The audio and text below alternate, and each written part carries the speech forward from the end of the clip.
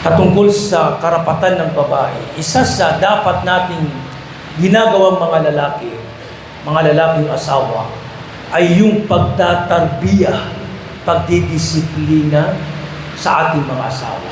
Tayo, mga lalaki, responsibilidad natin ito. Responsibilidad, katungkulan natin ito. Naturuan, tayo ang magtuturo sa ating mga asawa pagdating sa kanilang relihiyon. Uutusan natin silang magsala, maghijab yung kasuotang angkop sa relihiyong Islam. Iutos sa kanila ang mabuting pag-ugali. Lahat, pagdating sa relihiyong ito ay responsibilidad natin. Tayo ay mananagot kapag tayo ay nagkulang sa pagpapayo, pagtuturo sa ating mga asawa pagdating sa relihiyong Islam.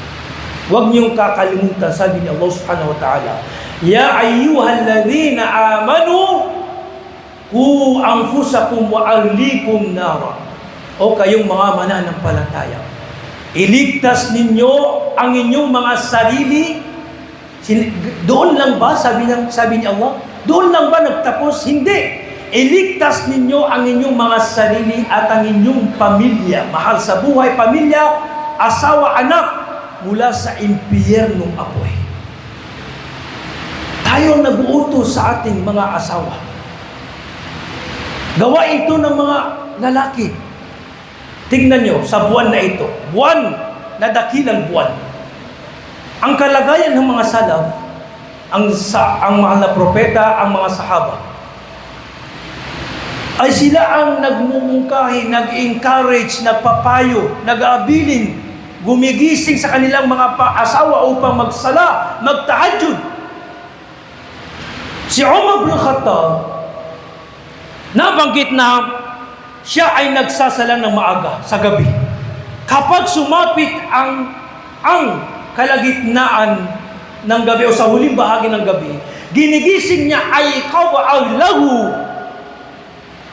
wa amarahum bis-salah bil-qiyam. Ginigising niya ang kanyang pamilya at inuutusan o sinasabihang magsala, magqiyam, as-sala, as-sala, as-sala, as-sala. Pinapayuhan niya patungkol sa kainaman ng buwan na ito, dakilang buwan ng Ramadan.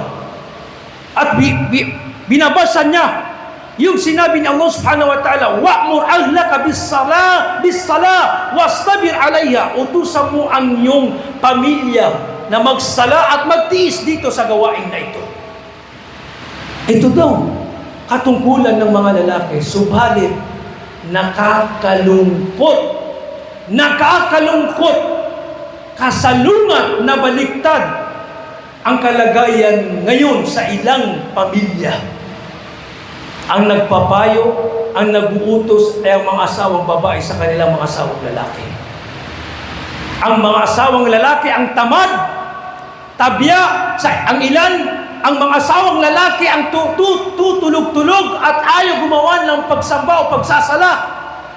Ang mga babae pang nabutos, honey, darling, mahal ko, gumising ka, bumangon ka. Ayaw, tamad, ayaw ng kabutihan. Subhanallah, nabaliktad na yun. Ang mga babae pa ang masigasig. Ang mga babae pa ang nagsusumikap na gisingin ang mga kanilang mga asawa, pamilya. Subhanallah, samantalang tayo ang mga lalaki ang dapat gumagawa nito. Unang gumagawa nito. Subhanallah.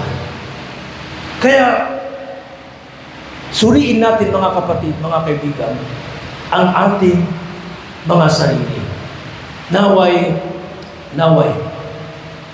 gabayan nawa tayo ni Allah subhanahu wa ta'ala.